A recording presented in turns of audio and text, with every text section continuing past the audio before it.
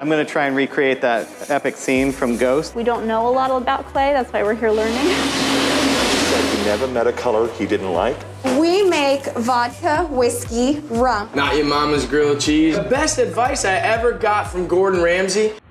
We've been on the Gulf Coast of Florida, soaking up all the sun and fun we can. In part one of our special series showcasing St. Pete and Clearwater, we took you along to experience all the awesome water activities you can do here. From strolling along America's #1 ranked beach, to boating, to learning all about the animals at Clearwater Marine Aquarium. But today, we're exploring by land as we experience the arts and culture side of St. Pete. And of course, lots of delicious food. It's like a flavor explosion in your mouth. If you're new here, we're Howard and Caitlin Newstate, food people, adventure people, dog people. For the past 3 years, we've been traveling through North America and beyond in our Winnebago Navion. Our passion is sharing the wonderful and sometimes challenging parts of our life on the road with you, taking you off the beaten path, meeting interesting people, and trying new things. Each week, we bring you along with us to explore unique things about every new state we visit. While this area is known for having beautiful, pristine beaches, the lesser-known side of St. Pete is an arts and culture mecca, with a vibrant downtown area dotted with museums and art galleries. You don't have to be an aficionado to appreciate the incredible works of art that are found here. Our first stop was the Chihuly Museum, where we met up with the executive director of the collection, Andy Slaw. Dale has always said he never met a color he didn't like. He really has probably one of the bravest approaches to color use that I've ever seen an artist do. Some of the pieces really are about exploring the infinite possibilities of combining different colors together and see how it works. Dale Chihuly is one of the most famous glass artists of our time. You might have seen his vibrant works of art in botanical gardens or hotel lobbies across the U.S. The collection here in St. Pete is unique because it's the first installation of his art in a space designed specifically for showcasing it. There are a few pieces that we have, like the ruby red icicle chandelier was designed specifically to go into our collection. Ours is such a showstopper that it's probably one of the guest favorites installations that we have. And we're one of the only permanent installations that owns a Chihuly neon artwork.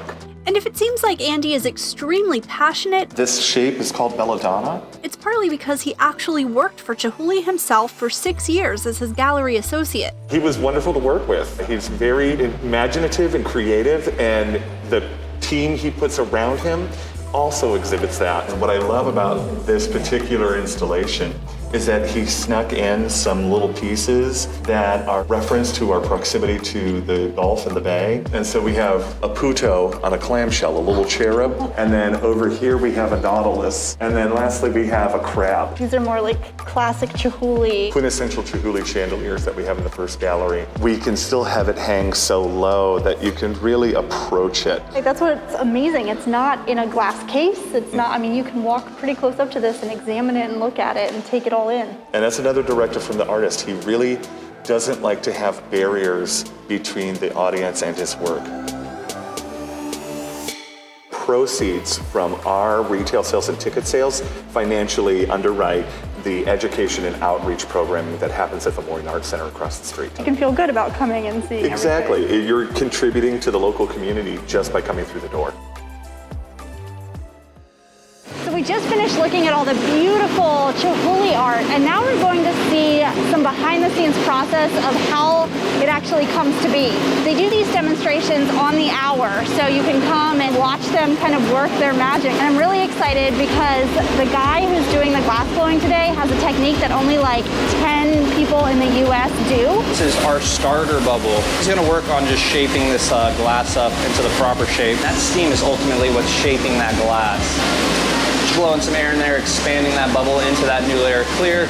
And then now he's using this very nifty tool. This hand pad that he's using is just 10 sheets of the Tampa Bay Times. Basically have straight lines or like a swirl going around this. Amazing. Look at that. Wow. And then he's going to take this saw over here and he's going to start cutting back towards himself. This is called festooning, or a feathered pattern. One of the oldest manipulations in glass. It dates back to the Roman times. I have never seen them use a saw during glass blowing. He's going over here. This is our glory hole. That glory hole is just a hot atmosphere. That's where we were able to bring the heat back up into that glass to create our manipulations. refer to the pipes kind of like our paintbrushes. The colored glass is our paint, and then that clear glass is our canvas. Putting some cold water on that constriction, it's going to bring it to a freezing temperature. Like tap on the pipe will break it right away. It's going to start pushing that glass onto the surface. This right here, this is referred to as the Swedish overlay. He'll take those jack blades, he'll create a score line, he'll freeze it, and then just slightly tap it off, and it'll give us a nice clean break going all the way around.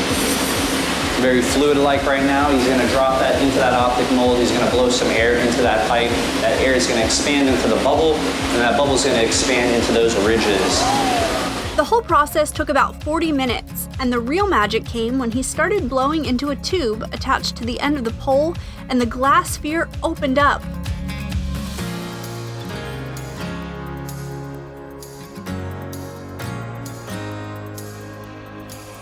He kept spinning and spinning, inserting it back into the so-called glory hole for more heat, and the end result was an incredible, colorful platter. It was amazing to see the process from start to finish, and really gave us an even greater appreciation for the art of glassblowing.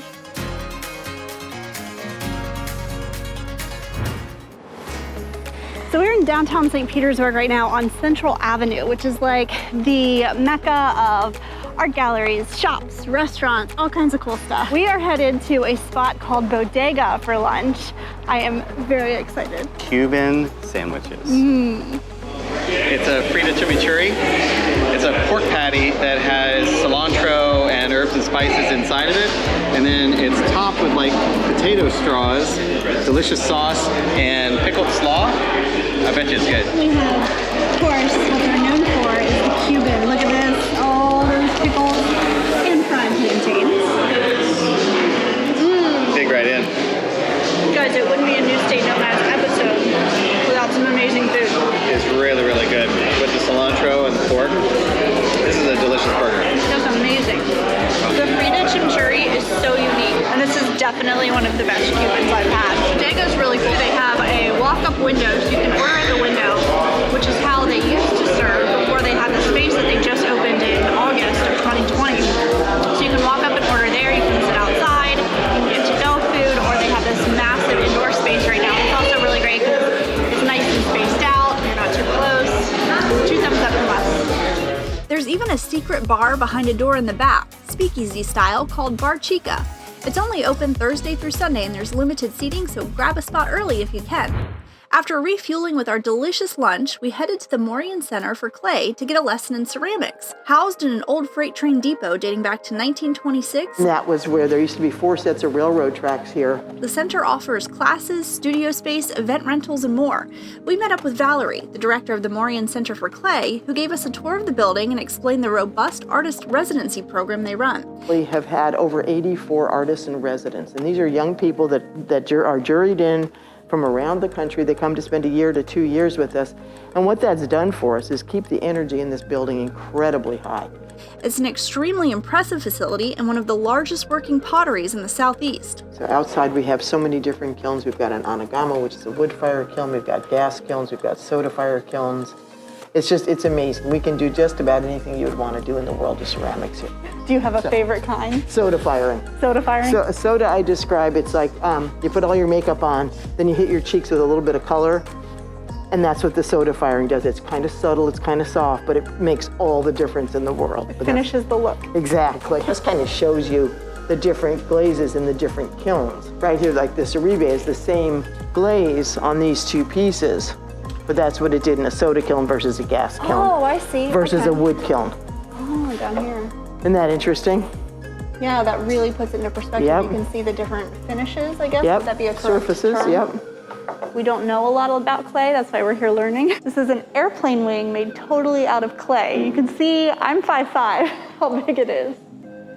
So cool. I had no idea that there were so many different processes, and it's just really cool to see like all the different kilns and the different finishes, and it's absolutely beautiful. Next, it was our turn to get our hands dirty and start molding some clay. All right, Cody, so what are we about to do? So we're gonna go ahead and make ourselves a hollow sphere. Okay. Basically, this involves a couple of introductory steps to making with clay, and we're gonna be doing a little bit of pinching, rotate, pinch, and it's a very slow process. And then we're gonna make 2 separate halves, spheres, then we're gonna connect those together, giving us a hollow form that we can then alter, carve, decorate. Cody has been working in clay for 10 years. He's such a great teacher and explained everything very well.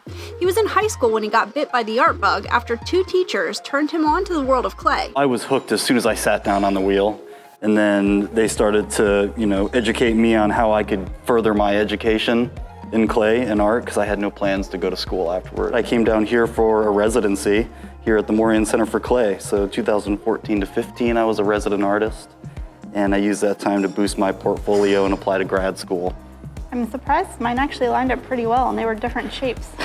Yeah, that looks great. You got like a really good egg. No, you got like a really good egg shape going on right now. After completing and decorating my sphere, it was Howard's turn to step up to the wheel. I'm gonna try and recreate that epic scene from Ghost, except instead of Patrick Swayze, maybe it's Demi Moore coming around me and motivating me to make an amazing something on this wheel. I have never done this before. I can't wait. Okay, so what are we doing? So your wheel's on, you got your foot pedal here on your right side. Okay. So you can kind of move that wherever it feels comfortable for you. This is just intro, so it's just a crash course. The hardest part's gonna be getting that piece of clay centered, but a lot of the times people are looking for that symmetrical approach when they're throwing on the wheel. I'm looking for success, really. Like, on the first try, that's what I'm looking for. I'm doing it. I feel like my nephew right now. It's a dance between, this lateral pressure and this up and down vertical pressure. It actually is, again, really soothing. Like, Caitlin, I can totally see what you mean. It's like kind of zen. Like, From here, we're gonna start to pull this wall up. Oh. Uh-oh. Gestural. Caitlin, I don't even know. It's busted. Busted? Yeah. I think we could go ahead and restart. If you Okay. want to try to get another one on there. Okay. If you take your wire tool, which is on your board there, you can just slice that off the bottom there. Oh.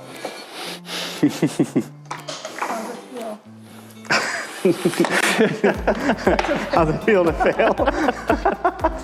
Okay, here we go, take 2.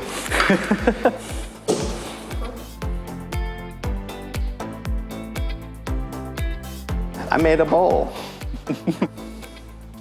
Wow. It wasn't that bad. I definitely can see that it's managing like pressure between your hands. Unfortunately, I had a little bit of a blowout there because I got too excited too fast. It's something I would want to try again. It's an artisanal grilled cheese house that does not your mama's grilled cheese. We make 99% of everything here unless it says Twinkie or tater tots, and that's more from nostalgia. And it's the idea of doing chef-driven food for a moderate price and making a difference between 2 slices of bread. Chef Robert Hesse is the mastermind behind one of St. Pete Beach's hippest restaurants, Fo Cheezy. He has quite the storied past, which we'll get to in a minute, but first, the concept of this souped-up grilled cheese joint started as a food truck right when the pandemic began. I looked at my partner Craig Monroe and I said, what are we gonna do? And he was like, we ain't got nothing else to do. We need to go ahead and do this. Really, we captivated people by giving back. I found that there was a need, especially first in the service industry, that all these single moms, parents, in my industry alone as a chef, everybody was losing their jobs.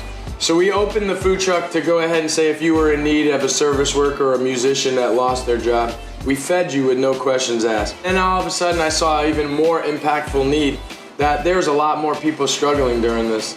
So I opened it up saying if you were impacted by COVID, that we would feed you. And then we went even further and went into inner cities, Charles Park, south sides of Tampa, and fed kids, because these kids that were affected, where they were going to school and they were probably getting that one school lunch, are now at home and probably not eating. I started as a kid in and out of the prison system, in and out of boys' youth homes and from the streets.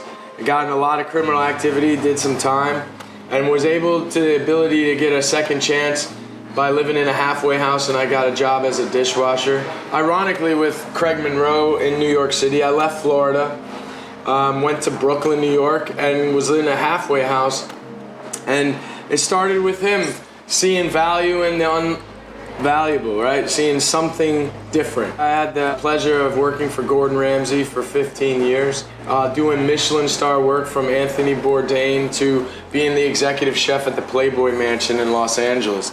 Filming Hell's Kitchen season 5 and 6, also big stints on the Food Network, Beat Bobby Flay. And all those things I tell people is a cherry on a sundae that I've been building since I was a kid. But it really took the time for somebody to see something inside of me that I didn't see in myself and give me the opportunity. And Chef Robert is hoping to inspire others to believe in themselves. 2% of every single sale from Fo Cheezy goes directly into his new foundation, No Kid 86th, providing meals and toys to at-risk kids. These kids need it more than anybody, and these people need it more than anybody to show that you don't have to be a chef on TV, you don't need to be a restaurateur, you don't need to be that to be a good father, to be a good human being. And really when it comes down to is starting with small acts of kindness every day. If you do that once a day to somebody, it's infectious. There's so much more to the story of Fo Cheezy, from the inspiration for the art on the walls to the decor and even a little connection to Breaking Bad. We'll be sharing much more of Chef Robert's story, including his incredible weight loss, in a separate episode, so keep an eye out. The best advice I ever got from Gordon Ramsay, I can see further because I stand on the shoulder of giants. You are only as good as the people you surround yourself with. I'll show you the distillery so you guys can see all fun stuff. We make vodka, whiskey, rum. We have a coconut rum and a spiced rum, 2 different spiced rums. We make an orange liqueur, a tropical gin, a sunset gin, which is an orange gin. We started in 2014 as just a working distillery. It wasn't open to the public. Nobody could come in, taste anything, see anything. In 2020, unfortunately, right before the pandemic, we really had a lot of people coming, wanting to try the stuff from out of town, right? We're in St. Pete. So we just did renovations here and we're opening in the next 2 weeks. So right when the pandemic hit, we saw there was a big need for sanitizer and there was a lack of sanitizer in the community. So because we have the stuff to make sanitizer, we make Banyan vodka, that's what we use, the base for that, the alcohol. So we decided to switch over and we hired 50 out-of-work bartenders and brought in everyone and just kind of had everyone working on sanitizer. We've been able to donate 250,000 units, and a unit can range from the 50 milliliter size all the way up to 5 gallon. We did 2 huge giveaways to the community. Anybody in need could drive up and get sanitizer, and then we did a bunch of local giveaways to firefighters, donations to police academies, anybody's schools, hospitals, anybody that needed it. We're here to serve the community that serves us. If you haven't already, make sure you click the link to check out part 1 of this series where we show you the aquatic side of St. Pete and Clearwater. This area really has it all. Amazing art, including the recently opened James Museum of Western and Wildlife Art, great beaches, and of course, delicious food. Thanks so much for watching. Remember to subscribe and click the bell so you get notifications for all our newest episodes. See you soon.